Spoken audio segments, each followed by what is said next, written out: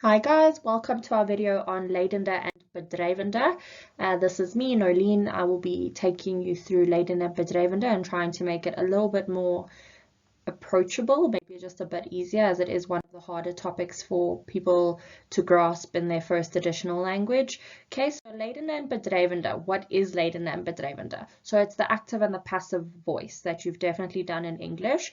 Okay, in the Bedrywende form, the active voice, we start the sentence with the subject, like the boy reads the book. Okay, so the subject is the boy.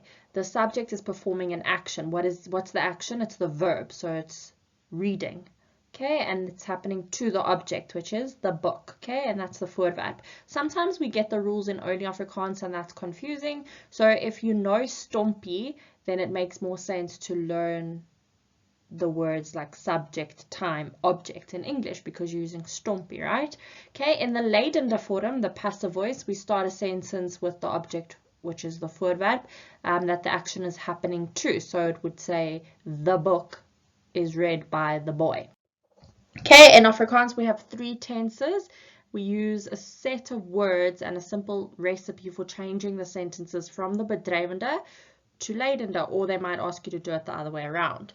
So the attachments will have examples for you to do it both ways.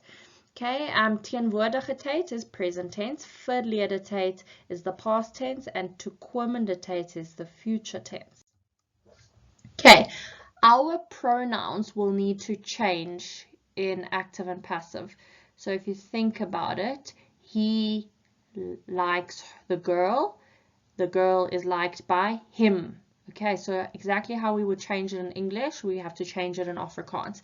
So we also need to consider our pronouns to ensure the meaning of the sentence remains the same.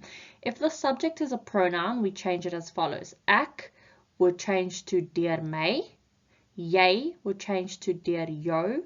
Hy would change to deur hom. Sy would change to deur haar. Okay, the adverbs of time and manner. Time and manner can be inserted between word and deur, sal and deur, or is and deur. Okay, this will all make sense when we get to the actual teaching. If our sentence has both time and manner, we keep the stompie order. I've typed it out for you. So stompie, verb 1 is after the subject, verb 2 is at the end before the infinitive, should there be an infinitive.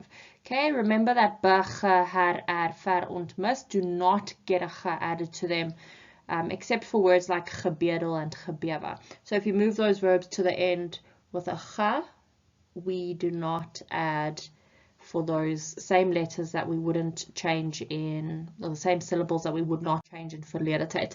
Okay, so finally we get to teenwoordige tyd, so the present tense.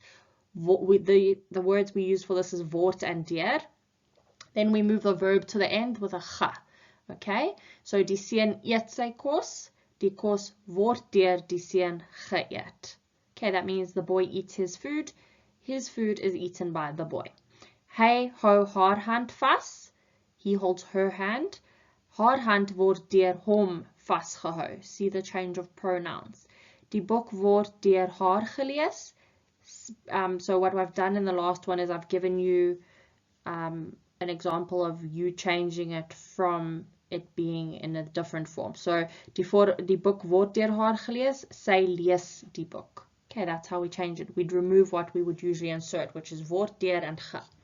Okay, for toekomende tyd, future tense, this one we add a word at the end of the sentence. So sal and deur is what we would be using, and ge verb at the end. Plus we add the word word. So die seun sal sy kos eet.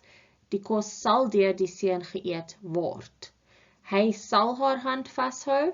Haar hand sal deur hom vasgehou word. Die boek sal deur haar gelees word. If we had to change it back to its original form, sy sal die boek lees. Okay. We will put, I'll put a sheet that you can download and test yourself with memo. So practice questions and memo. Verlede tyd. So this one is tricky. We use is deur, where generally people would associate the word is. You would think, okay, present tense.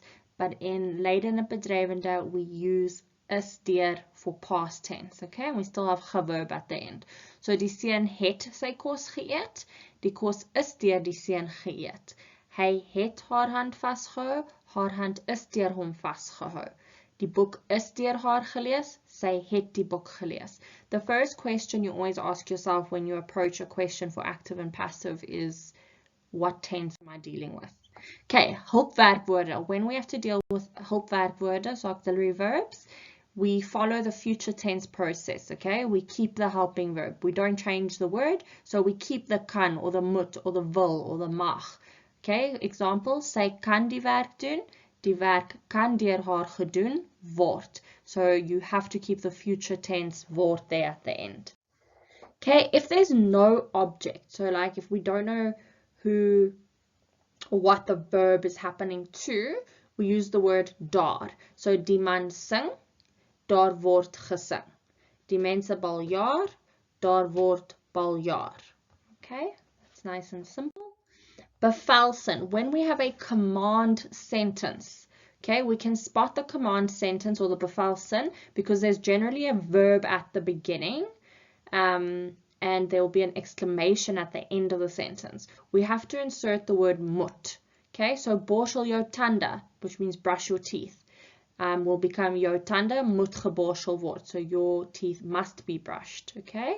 Borsel nou dadelik jou tande. So we've said no dadelik would be your time words, right? So borsel nou dadelik jou tande would become jou tande moet nou dadelik geborsel word.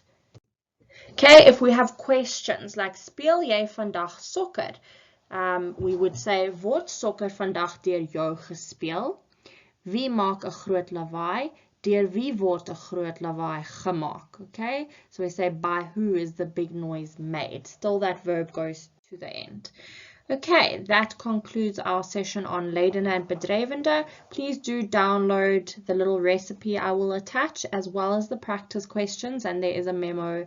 So check how much you remember, refer to your rules, and good luck.